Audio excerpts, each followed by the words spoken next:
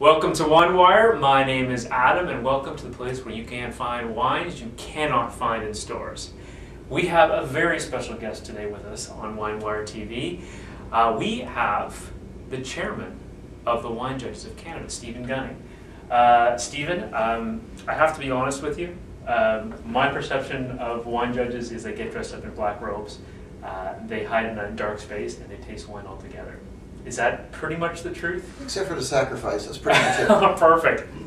So Stephen, tell us about Wine Judges of Canada, because I think it's actually a really important part of the overall wine landscape in this country. Wine Judges of Canada is a collection of professionals who wish to participate in the conversation of wine in Canada, but aren't necessarily connected to the trade.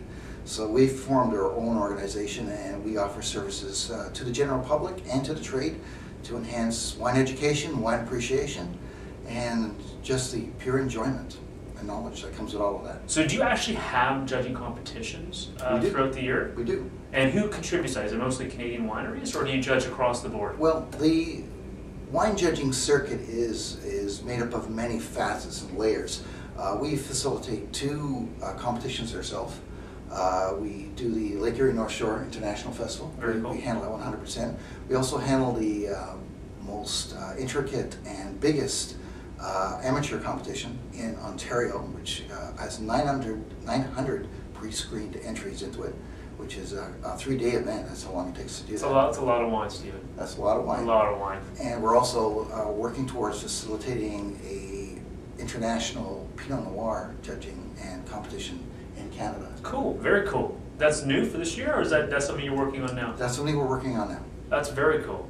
Well, that being said, the Honourable Stephen Gunning, Wine Judge of Canada, why don't we judge a few wines today? So today we're actually doing a wine specifically on sparkling wines. We have a Prosecco from Italy, and we have a Champagne from, well, Champagne.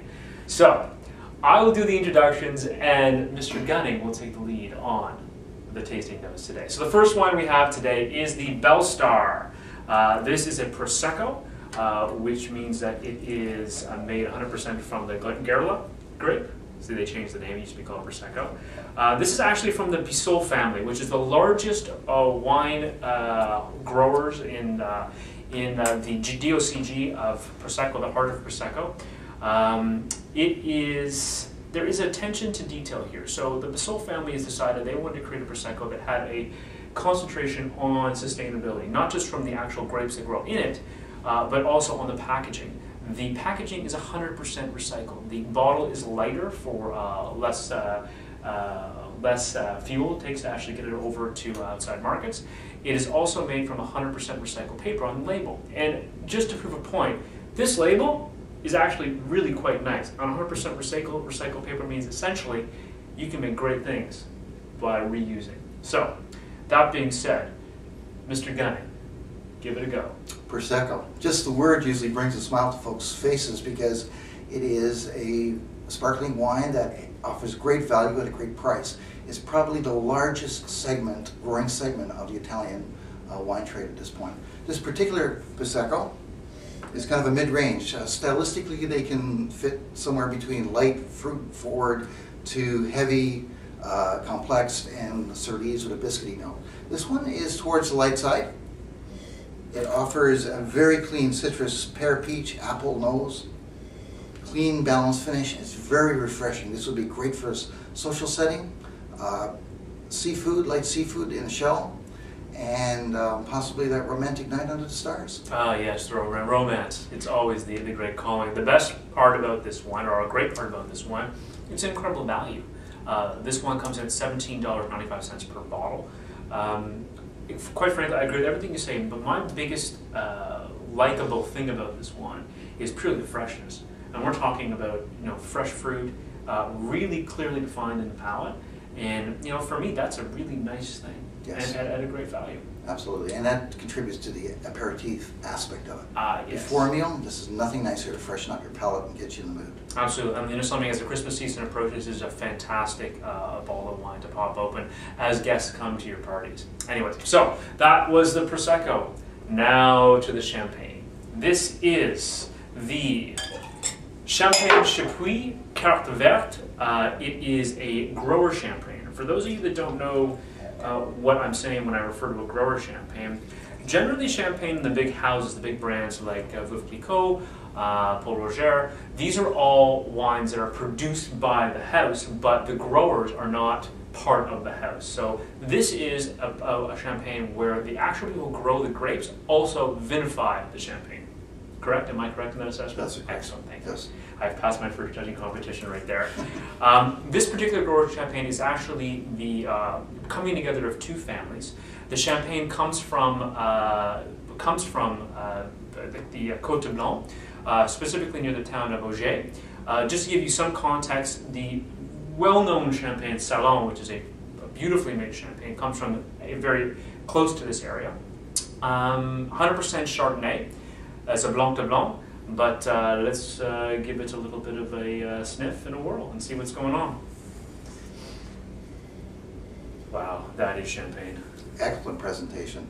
The aromatics are intense. It just is a huge cloud of complexity, burnt biscuit, tertiary fruits which have evolved from apple to more like a cooked baked. It's got layers and layers of caramel, syrupy, just goes on and on. It's quite incredible. Yeah, to me this is classic champagne. Like classic.